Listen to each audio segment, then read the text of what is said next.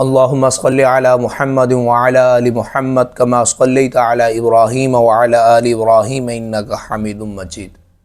اللهم بارك على محمد وعلى آل محمد كما باركت على إبراهيم وعلى آل إبراهيم إنك حميد مجيد. پہلا باب دین کی خاطر سختیوں اور تکالیفوں کا برداشت کرنا اور تکلیفوں کا جھیلنا. حضور اقدس صلی اللہ علیہ وسلم اور صحابہ کرام رضوان اللہ علیہم اجمعین نے دین کے پھیلانے میں جس قدر تکلیفیں اور مشقتیں برداشت کی، ان کا برداشت کرنا تو درکنار، ان کا ارادہ کرنا بھی ہم جیسے نالائقوں سے دشوار ہے. تعلیم کی کتابیں اور ان واقعات سے بھری پڑی ہیں، مگر ان پر عمل کرنا تو علیحدہ رہا. ہم ان کے معلوم کرنے کی بھی توفیق جو ہے وہ نہیں مانگتے، تکلیف نہیں کرتے. اس باب میں چند قصوں کو نمونہ کے طور پر ذکر کرنا ہے. ان میں سب سے پہلے خود حضور اقدس صلی اللہ علیہ وسلم کے ایک قصہ سے ابتدا کرتا ہوں کہ حضور اقدس صلی اللہ علیہ وسلم کا ذکر برکت کا ذریعہ ہے. حضور اکرم صلی اللہ علیہ وسلم نبوت مل جانے کے بعد 9 برس تک نبی اکرم صلی اللہ علیہ وسلم مکہ مکرمہ میں تبلیغ فرماتے رہے اور قوم کی ہدایت اور اصلاح کی کوشش فرماتے رہے. لیکن تھوڑی سی جماعت کے سوا جو مسلمان ہو گئی تھی اور تھوڑے سے ایسے لوگوں کے علاوہ جو باوجود مسلمان نہ ہونے کے آپ کی مدد کرتے، اکثر کفار مکہ آپ صلی اللہ علیہ وسلم کو اور آپ کے صحابہ رضوان اللہ علیہم اجمعین کو ہر طرح کی تکلیفیں پہنچاتے تھے، مذاق اڑاتے تھے اور جو ہو سکتا تھا اس سے درگزر نہ کرتے تھے. حضور صلی اللہ علیہ وسلم کے چچا ابو طالب بھی انہی نیک دل لوگوں میں تھے جو باوجود مسلمان نہ ہونے کے حضور صلی اللہ علیہ وسلم کی ہر قسم کی مدد فرمایا کرتے تھے. 10ویں سال میں جب ابو طالب کا بھی انتقال ہو گیا تو کافروں کو اور بھی طرح کھلے مہار اسلام سے روکنے اور مسلمانوں کو تکلیف پہنچانے کا موقع ملا. حضور اقدس صلی اللہ علیہ وسلم اس خیال سے طائف تشریف لے گئے کہ وہاں قبیلہ ثقیف کی بڑی جماعت ہے، اگر وہ قبیلہ مسلمان ہو جائے تو مسلمانوں کو ان تکلیفوں سے نجات ملے اور دین کے پھیلنے کی بنیاد پڑ جائے. وہاں پہنچ کر قبیلہ کے 3 سرداروں سے جو بڑے درجے کے سمجھے جاتے تھے گفتگو فرمائی اور اللہ کے دین کی طرف بلایا اور اللہ کے رسول کی یعنی اپنی مدد کی طرف متوجہ کیا. مگر ان لوگوں نے بجائے اس کے کہ دین کی بات کو قبول کرتے یا کم سے کم عرب کی مشہور مہمان نوازی کے لحاظ سے ایک نوادر مہمان کی خاطر مدارت کرتے، صاف جواب دے دیا اور نہایت بے رخی اور بد اخلاقی سے پیش آئے. ان لوگوں نے یہ بھی گوارا نہ کیا کہ آپ یہاں قیام فرما لیں. جن لوگوں کو سردار سمجھ کر بات کیجیے کہ وہ شریف ہوں گے، مہذب گفتگو کریں گے. ان میں سے ایک شخص بولا کہ اوہو، آپ ہی کو اللہ نے نبی بنا کر بھیجا. دوسرا بولا کہ اللہ کو تمہارے سوا کوئی اور ملتا ہی نہیں تھا جس کو رسول بنا کر بھیجتے. تیسرے نے کہا میں تجھ سے بات کرنا نہیں چاہتا، اس لیے اگر تو واقعی نبی ہے جیسا کہ دعویٰ ہے تو تیری بات سے انکار کر دینا مصیبت سے خالی نہیں، اور اگر جھوٹے تو ایسے میں شخص سے بات کرنا نہیں چاہتا. اس کے بعد ان لوگوں سے نا امید ہو کر حضور اکرم صلی اللہ علیہ وسلم نے اور لوگوں سے بات کرنے کا ارادہ فرمایا. تو آپ صلی اللہ علیہ وسلم تو ہمت اور استقلال کے پہاڑ تھے، مگر کسی نے بھی قبول نہ کیا، بلکہ بجائے قبول کرنے کے حضور صلی اللہ علیہ وسلم سے کہا کہ ہمارے شہر سے فوراً نکل جاؤ اور جہاں تمہاری چاہت کی جگہ ہو وہاں چلے جاؤ. حضور اقدس صلی اللہ علیہ وسلم جب ان سے بالکل مایوس ہو کر واپس ہونے لگے تو ان لوگوں نے شہر کے لڑکوں کو پیچھے لگا دیا کہ آپ صلی اللہ علیہ وسلم کا مذاق اڑائیں، تالیاں پیٹیں، پتھر ماریں، حتیٰ کہ آپ صلی اللہ علیہ وسلم کے دونوں جوتے خون کے جاری ہونے سے رنگین ہو گئے. حضور اقدس صلی اللہ علیہ وسلم اسی حالت میں واپس ہوئے.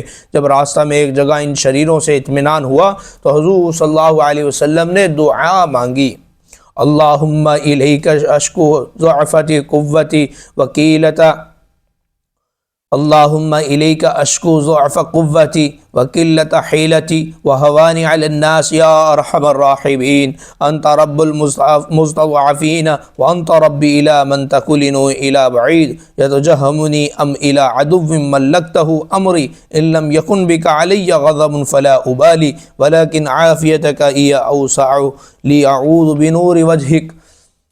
الذي أشرقت له الظلمات وصلح عليه أمر الدنيا والآخرة من أن تنزل بي غضبك أو يحل علي سخطك لقد عتب حتى ترضى ولا حول ولا قوة إلا بك۔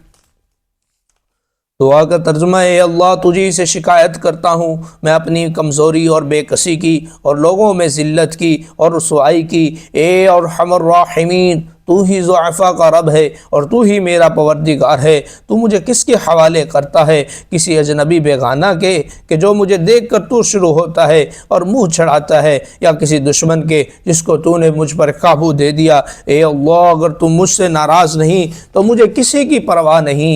تیری حفاظت مجھے کافی ہے۔ میں تیرے چہرہ کے اس نور کے طفیل جس سے تمام اندھیریاں روشن ہو گئی اور جس سے دنیا اور آخرت کے سارے کام درست ہو جاتے ہیں، اس بات سے پناہ مانگتا ہوں کہ مجھ پر تیرا غصہ ہو یا تو مجھ سے ناراض ہو۔ تیری ناراضگی کا اس وقت دور کرنا ضروری ہے جب تک تو راضی نہ ہو۔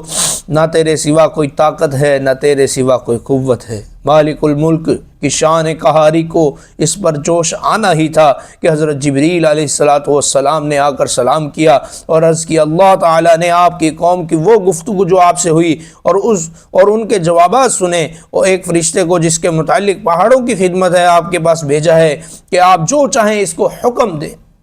اس کے بعد اس فرشتے نے سلام کیا اور عرض کیا: جو ارشاد ہو میں اس کی تعمیل کروں، اگر ارشاد ہو تو دونوں جانب کے پہاڑوں کو ملا دوں جس سے یہ سب درمیان میں کھچل جائیں، یا اور جو سزا آپ تجویز فرمائیں۔ حضور صلی اللہ علیہ وسلم کی رحیم و کریم ذات نے جواب دیا: میں اللہ سے اس کی امید رکھتا ہوں کہ اگر یہ مسلمان نہیں ہوئے تو ان کی اولاد میں سے ایسے لوگ پیدا ہوں جو اللہ کی پرستش کریں اور اس کی عبادت کریں۔ فائدہ یہ ہے اخلاق اس کریم ذات کے جس کے ہم لوگ نام لیوا ہیں، ہے کہ ہم ذرا سی تکلیف سے کسی کی معمولی سی گالی دے دینے سے ایسے بھڑک جاتے ہیں کہ پھر عمر بھر اس کا بدلہ نہیں اترتا، ظلم پر ظلم اس پر کرتے رہتے ہیں اور دعویٰ کرتے ہیں اپنے محمدی ہونے کا، نبی کے پیروکار بننے کا۔ نبی کریم صلی اللہ علیہ وسلم اتنی سخت تکلیفیں اور مشقت اٹھانے کے باوجود نہ بد دعا فرماتے تھے نہ کوئی بدلہ لیتے تھے۔ تو میرے بھائیو، یہ تھے ہمارے پیارے نبی حضرت محمد مصطفیٰ صلی اللہ علیہ وسلم کہ کس امید سے گئے کہ وہاں کے لوگ اسلام لے آئیں گے، وہاں کے لوگ امن میں داخل ہو جائیں، وہاں کے لوگ اللہ کی رحمت کی چھتری کے سائے تلے آ جائیں۔ لیکن لوگوں نے کیا کیا باتیں سنائی، لیکن اللہ کے پیارے حبیب صلی اللہ علیہ وسلم نے نا امید ہو کر اس کام سے پیچھے نہیں ہٹے، اس دعوت والے کام سے پیچھے نہیں ہٹے، بلکہ ارادہ فرمایا کہ اور لوگوں کو دعوت دیتے اور لوگوں سے بات کرتا ہوں۔ اب میرے بھائیوں، کتنی مشقتیں، کتنی تکلیفیں، کبھی تالیاں پیٹی جا رہی ہیں، کبھی ان کو باتیں سنائی جا رہی ہیں، کبھی کنکریاں ماری جا رہی ہیں، کبھی مذاق اڑایا جا رہا ہے، اور کتنا مشقتیں اور کتنی تکلیفیں کس کے لیے برداشت کر رہے ہیں؟ میرے اور آپ کے لیے برداشت کی کہ آنے والی امت کو یہ سبق دیا کہ ہم اپنی زبانوں پر خاموشی کے تالے لگا لیں، ہم اپنی زبانوں پر صبر کے تالے لگا لیں، اور پھر اللہ تعالیٰ کے وہ انعامات کے دروازے کھلیں گے جو صحابہ کے ساتھ کھلے تھے۔ آج ہماری زندگیوں میں دین نہیں ہے، اور دکھ کی بات یہ ہے دین کو سیکھنے کا شوق اور جذبہ بھی نہیں رہا۔ اب یہ جذبہ کیسے بحال ہوگا، یہ شوق کیسے پیدا ہوگا؟ اس کے لیے ہمیں جہاں دین کی باتیں ہو رہی ہیں، اللہ اور رسول کے نغموں کی بلند صدائیں چل رہی ہیں، وہاں جائیں اور جا کر اپنا وقت نکالیں، اپنا وقت نکال کر وہاں بیٹھیں، اللہ والوں کے پاس بیٹھیں گے تو انشاءاللہ ہمارا دل نورانی ہوگا، اللہ تعالیٰ کی مدد ہمارے ساتھ شامل حال ہوگی۔ ہمیں حلال کی تمیز ہونی چاہیے اور حرام سے بچنا چاہیے، سچ بولنا چاہیے، جھوٹ سے بچنا چاہیے۔ اب سب کو پتہ ہے دین پر چلنے میں کیا کیا چیزیں ضروری ہیں، مگر عمل کیوں نہیں ہو رہا؟ دشمنی شیطان سے ہے، دشمنی شیطان سے ہے۔ تو میرے بھائیو، شیطان ہمارا کھلا دشمن ہے۔ اب اس شیطان سے بچنے کے لیے ہمیں حربے کرنے پڑیں گے، ہمیں اعمال کرنے پڑیں گے، نمازیں پڑھنی پڑیں گی، اللہ کے ساتھ جڑنا پڑے گا، پھر ہمارا حلال ہو سکتا ہے رزق۔ ورنہ کتنے لقمے ایسے ہیں جو حرام کے ہمارے پیٹ میں چلے جاتے ہیں اور ہمیں شرمندگی تک نہیں ہوتی، بلکہ یوں کہا جاتا ہے دیکھا میرا کمال، دیکھا میں نے کیسے حلال کو حرام میں بدل کے دکھایا۔ توبہ توبہ توبہ، اللہ سے ڈریں، آخرت سے ڈریں، قبر کے عذاب سے ڈریں، پل صراط میں کٹ جانے سے ڈریں، میدان محشر میں اللہ کا سامنا کرنا ہے، کس منہ سے کھڑے ہوں گے ہم وہاں؟ اس لیے میرے بھائیو دوستو، ہم اللہ کے پیارے حبیب صلی اللہ علیہ وسلم کی زندگی کو اپنا لیں اور اپنی زندگی کے اندر 100% لانے کی بھرپور محنت کریں، کوشش کریں، جدوجہد کریں۔ اللہ تعالیٰ اس محنت کے بدلے میں اللہ تعالیٰ ہماری دنیا بھی چمکائیں گے، آخرت کی عبدالآباد کی زندگی بھی چمکائیں گے۔ اللہ تعالیٰ سے دعا ہے کہ اللہ تعالیٰ ہمارے اس عمل کو اپنی بارگاہ میں قبول فرما لے، اور اپنے دوست احباب کو بھی 3 دن تبلیغ میں ضرور لگوائیں۔ اللہ کے راستے میں تبلیغ میں وقت جتنا لگتا چلا جائے گا، انشاءاللہ ایمان والا اتنا ہی نکھرتا چلا جائے گا۔ اللہ تعالی ہمارے اس عمل کو اپنی بارگاہ میں قبول فرمائے۔ وآخر الدعوانا الحمد للہ رب العالمین۔